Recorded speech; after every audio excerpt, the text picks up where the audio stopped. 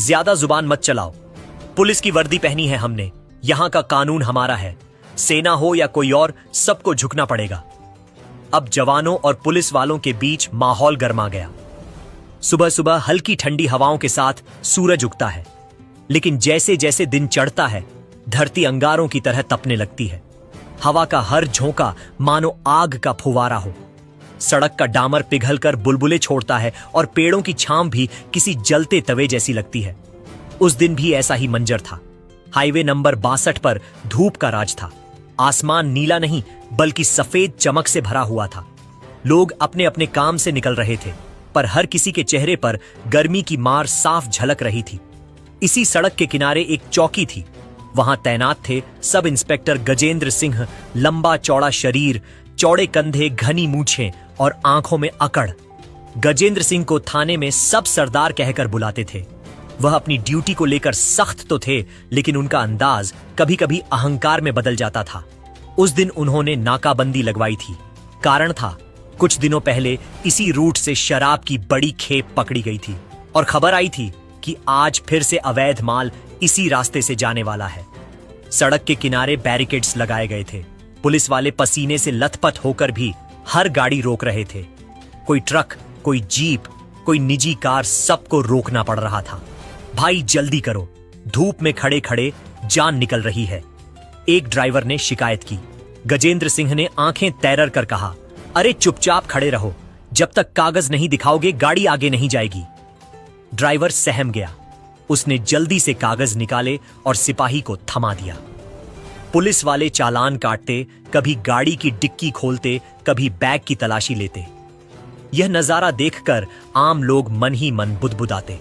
भाई पुलिस वालों का भी क्या हाल है, धूप में खड़े हैं और ऊपर से इतनी सख्ती। लेकिन कुछ लोग कहते नहीं, यह सब दिखावा है, असली मकसद पैसे कमाना होता है। गजेंद्र सिंह सब सुनते थे, लेकिन उनकी परवाह नहीं करते थे। उनकी सोच साफ थी, कानून का राज मैं ही हूं। इसी बीच दोपहर के करीब 12:30 दूर से धूल का गुब्बार उठा। पहले लगा कोई और ट्रक आ रहा है, लेकिन जब गाड़ी पास आई तो सबकी नजरें ठहर गई। वह था एक बड़ा हरे रंग का आर्मी ट्रक। उस पर कैमोफ्लाज रंग की छाप थी। गाड़ी की नंबर प्लेट पर साफ लिखा था इंडियन आर्मी। ट्रक के अंदर करीब 15 से 20 जवान बैठे थे। सभी थके हारे, मगर चेहरे पर वही अनुशासन और सख्ती। ट्रक के ऊपर त्रिपाल बंधा था जिसमें सामान रखा था। ट्रक देखकर चौकी पर खड़े कई लोगों के चेहरे चमक उठे। एक बुजुर्ग किसान ने पास खड़े लड़के से कहा, बेटा देखो, ये वही लोग हैं जिनकी वजह से हम चैन की नींद सोते हैं। सरहद पर रहते हैं, तब जाकर गांव शहर सुरक्षित रहते हैं। लड़के ने मासूमियत से पूछा, दादा ये लोग कहां जा रहे होंगे? किसान ने गर्व से कहा, सीमा की ओर, जहां हर रोज मौत से खेलते हैं। भीड़ में यह गर्व तो था, लेकिन गजेंद्र सिंह की आंखों में कुछ और ही चमक थी। उन्होंने मूंछों पर हाथ फेरा और बुदबुदाए, आर्मी का ट्रक है, देखता हूं आज यह कितना बड़ा होता है। पुलिस की ताकत का एहसास इन्हें भी होना चाहिए। इतना कहकर उन्होंने हाथ उठाया और ट्रक को रुकने का इशारा किया। ट्रक धीरे धीरे आकर बैरिकेड के सामने रुका। ड्राइवर ने ब्रेक लगाया और ट्रक के दरवाजे से एक जूनियर कमीशन्ड ऑफिसर उतरे। उनका चेहरा धूप से तपा हुआ था, लेकिन आंखों में संयम और आत्मविश्वास साफ झलक रहा था। जेसीओ ने आते ही पूछा, क्या बात है, हमें क्यों रोका गया? गजेंद्र सिंह ने अकड़ भरी आवाज में कहा, चेकिंग है, सब गाड़ियां रुक रही हैं, यह भी रुकेगी, कागज दिखाओ और ट्रक की तलाशी होगी। जेसीओ ने शांत स्वर में जवाब दिया, यह सरकारी ट्रक है, ड्यूटी पर जा रहा है, हमारे पास सारे दस्तावेज हैं, लेकिन हम बॉर्डर पर सप्लाई लेकर जा रहे हैं। अगर देर हो गई तो मुश्किल हो सकती है, कृपया समय बर्बाद मत कीजिए। लेकिन गजेंद्र सिंह के अहंकार को एक बात चुभ गई। ओहो, मतलब हमें पढ़ा रहे हो कि क्या करना है? यहां कानून मैं हूं, चाहे ट्रक आर्मी का हो या किसी मंत्री का। चेकिंग तो होगी ही, उत्तर आओ सबको और सामान भी चेक करेंगे। भीड़ में हलचल मच गई। लोग हैरान थे, अरे पुलिस वाले आर्मी का ट्रक भी रोक रहे हैं, ये तो हद हो गई। कुछ जवान ट्रक से नीचे उतर आए। उनकी आंखों में गुस्सा साफ दिख रहा था, लेकिन अनुशासन उन्हें रोक रहा था। उनमें से एक जवान ने आगे बढ़कर कहा, साहब हम देश की सेवा कर रहे हैं, हमें अपमानित मत कीजिए। लेकिन गजेंद्र सिंह मुस्कुराए और बोले, सेवा कर रहे हो तो ठीक है, लेकिन यहां मेरी ड्यूटी भी सेवा ही है। बिना चेकिंग के कोई नहीं जाएगा। भीड़ की सांसें थम गईं। हर किसी को लग रहा था कि अब कुछ बड़ा होने वाला है। सड़क पर खड़ी भीड़ का ध्यान अब पूरी तरह उस आर्मी ट्रक और पुलिस वालों की तरफ था। धूप इतनी तेज थी कि लोग पसीना पोंछते हुए भी वहां से हिलने को तैयार नहीं थे। हर किसी को यह देखने की उत्सुकता थी कि पुलिस और सेना के बीच यह खींचतान कहां जाकर रुकेगी। जूनियर कमीशन्ड ऑफिसर यानी जेसीओ ने अब संयम से बोलना शुरू किया।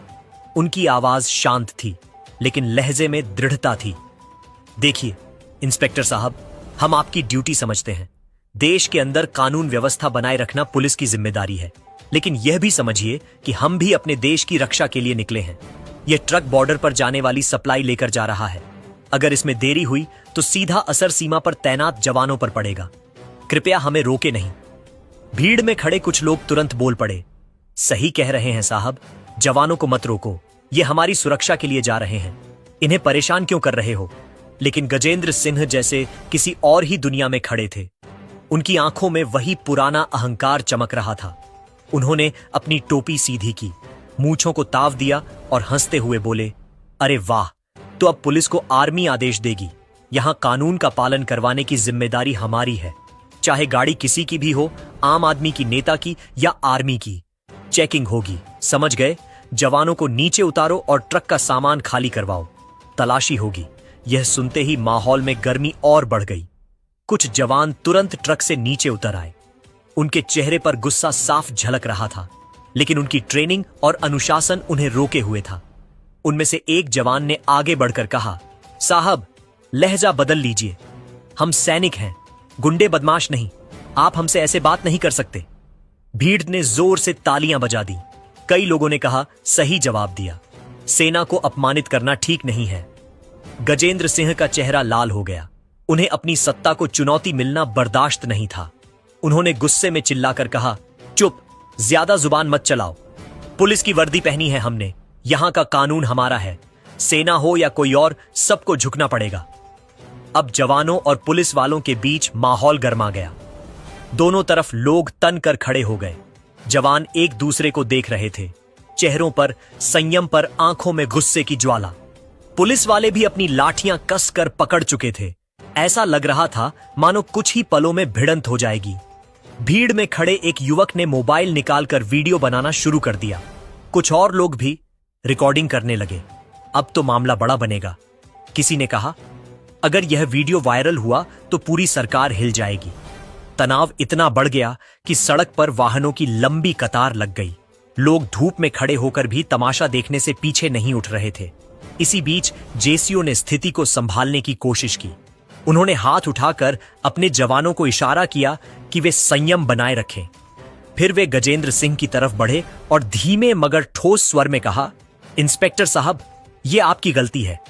आप चाहे तो हमारे कागज देख सकते हैं, लेकिन जवानों को उतरवाकर ट्रक की तलाशी लेने का अधिकार आपको नहीं है। यह सैन्य सामग्री है और नियमों के तहत इसकी चेकिंग पुलिस नहीं कर सकती। अगर आप जिद करेंगे तो हमें हमारे उच्च अधिकारियों को सूचना देनी पड़ेगी। गजेंद्र सिंह ने ठठाका लगाया, अरे वाह, अब धमकी भी दोगे? अच्छा, बुलाओ अपने अफसरों को, देखते हैं वह भी आकर पुलिस के आगे कैसे अकड़ दिखाते हैं। भीड़ में खुसुर फुसुर होने लगी। लोग हैरान थे। ये इंस्पेक्टर पागल हो गया है क्या? अपने ही जवानों से भिड़ रहा है, शर्म नहीं आती? जेसीओ ने अपने एक साथी को इशारा किया। जवान ने तुरंत मोबाइल उठाकर बॉर्डर हेडक्वार्टर पर फोन मिला दिया। कुछ ही मिनटों में हालात बदलने वाले थे। करीब 20 मिनट बाद सड़क पर एक जीप तेजी से आती दिखाई दी। जीप पर भी आर्मी का झंडा लगा था। उसमें से एक मेजर साहब उतरे। ऊंचे कद, तेज निगाहें और चेहरे पर वही आत्मविश्वास जो हर अवसर में होता है। भीड़ में खुसुर फुसुर गूंज उठी। लो जी, अब तो बड़ा अवसर आ गया, अब इंस्पेक्टर की खैर नहीं। मेजर ने आते ही स्थिति को देखा। जवान अनुशासन में खड़े थे। पुलिस वाले अकड़ में, भीड़ में लोग खड़े होकर तमाशा देख रहे थे। मेजर सीधे गजेंद्र सिंह के सामने जाकर खड़े हो गए। उनकी आवाज गहरी और सख्त थी। इंस्पेक्टर साहब, आप जानते भी हैं कि आप क्या कर रहे हैं। यह आर्मी का आधिकारिक वाहन है। इसमें संवेदनशील सामान है। अगर समय पर बॉर्डर तक नहीं पहुंचा तो इसका सीधा असर देश की सुरक्षा पर पड़ेगा। आपको अधिकार नहीं है कि आप इस तरह सेना के काम में बाधा डालें। भीड़ ने तालियां बजाई। लोग मेजर के समर्थन में चिल्लाने लगे, सेना जिंदाबाद, हमारे जवानों का अपमान बर्दाश्त नहीं करेंगे। गजेंद्र सिंह का चेहरा उतर गया, लेकिन फिर भी उन्होंने आखिरी कोशिश की।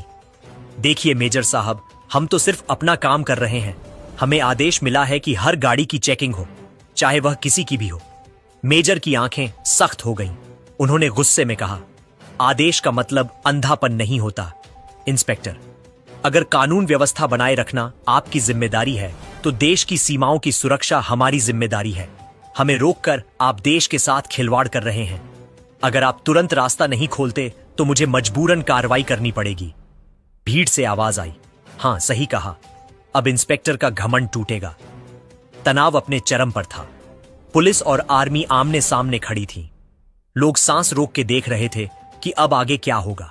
सड़क पर खड़ी भीड़ अब सांस रोककर दिख रही थी। एक तरफ पुलिस का अहंकार, दूसरी तरफ सेना की अनुशासनबद्ध सख्ती। गर्मी इतनी थी कि पसीना लोगों की पीठ भिगो रहा था, मगर किसी की हिम्मत नहीं हो रही थी कि वहां से हिल जाए। हर किसी को लग रहा था कि इतिहास का कोई पल उनकी आंखों के सामने घट रहा है। सब इंस्पेक्टर गजेंद्र सिंह अब तक अकड़ में थे, लेकिन मेजर की सख्त आवाज ने उनके आत्मविश्वास की नींव हिला दी थी। उनकी मूछें भले ही तनी हुई थी, मगर माथे पर पसीना और आंखों में झिझक साफ दिखाई देने लगी थी। मेजर ने 2 कदम आगे बढ़कर कहा, इंस्पेक्टर साहब, आपकी ड्यूटी का हम सम्मान करते हैं, लेकिन आपको यह समझना चाहिए कि यह सेना का वाहन है। इसके अंदर गोपनीय और संवेदनशील सामग्री है, जिसकी जांच का अधिकार सिर्फ सेना को है। आप पुलिस के नाम पर अपनी ताकत का दुरुपयोग कर रहे हैं। यह केवल गैर कानूनी ही नहीं, बल्कि देशद्रोह के समान है। अगर हमारे सामान में देर हुई तो इसका खामियाजा पूरी चौकी को भुगतना पड़ेगा।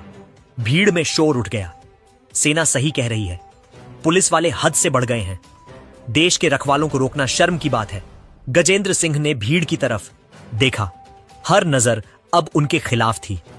कुछ लोग मोबाइल से वीडियो बना रहे थे। उन्हें एहसास हुआ कि यह मामला अगर ऊपर तक गया तो न सिर्फ नौकरी बल्कि इज्जत भी चली जाएगी। उन्होंने धीरे से कहा, देखिए मेजर साहब, मेरा इरादा गलत नहीं था, मैं तो बस आदेश का पालन कर रहा था। मेजर की आवाज और कठोर हो गई, आदेश का पालन अंधी अकड़ में नहीं होता। इंस्पेक्टर, अगर आपको समझ नहीं है कि कहां रुकना चाहिए तो यह आपकी कमजोरी है। याद रखिए, हम दोनों ही वर्दी वाले हैं, लेकिन फर्क इतना है कि हम सरहद पर गोली खाते हैं और आप यहां जनता के बीच खड़े होकर नियम लागू करते हैं। हमें अपमानित करने का हक आपको किसी ने नहीं दिया। भीड़ ने फिर तालियां बजाई। कुछ नौजवानों ने नारा लगाया, भारत माता की जय, इंडियन आर्मी जिंदाबाद।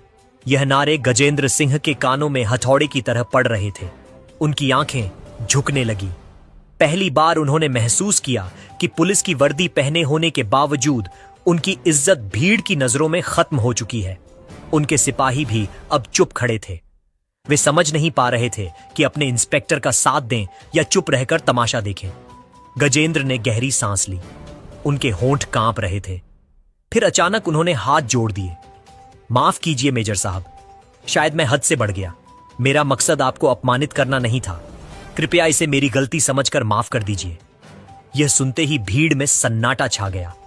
हर किसी ने सोचा, क्या सचमुच यह वही गजेंद्र सिंह हैं जो कुछ देर पहले दम में भरे खड़े थे? मेजर ने गंभीरता से कहा, इंस्पेक्टर साहब, माफी मांगने से गलती मिटती नहीं है, लेकिन अगर आप सच में अपनी गलती समझ गए हैं तो यह आपके लिए सबक होना चाहिए। याद रखिए, देश की सेवा करने वाले जवानों का रास्ता रोकना अपने ही देश को कमजोर करना है। अगली बार यह गलती मत दोहराइए। गजेंद्र सिंह ने सिर झुका लिया। उनकी आवाज कांप रही थी। जी, आगे से ध्यान रखूंगा। मेजर ने अपने जवानों को इशारा किया। वे वापस ट्रक में बैठ गए। गाड़ी का इंजन गरजने लगा। जब ट्रक आगे बढ़ा तो भीड़ ने जोरदार तालियां बजाई और लोग गर्व से चिल्लाने लगे, सेना जिंदाबाद, भारत माता की जय। जवानों ने हाथ उठाकर भीड़ को सलामी दी। ट्रक धूल उड़ाता हुआ दूर निकल गया। धूप में चमकता हुआ तिरंगा और हरे रंग का वो ट्रक लोगों की आंखों में एक गर्व की चमक छोड़ गया। भीड़ धीरे धीरे छड़ने लगी, लेकिन गजेंद्र सिंह वहीं खड़े रहे। उनके सिपाही भी चुप थे। उस पल गजेंद्र सिंह का चेहरा झुका हुआ था। उनका सीना जो हमेशा अकड़ से तना रहता था, अब ढीला पड़ चुका था।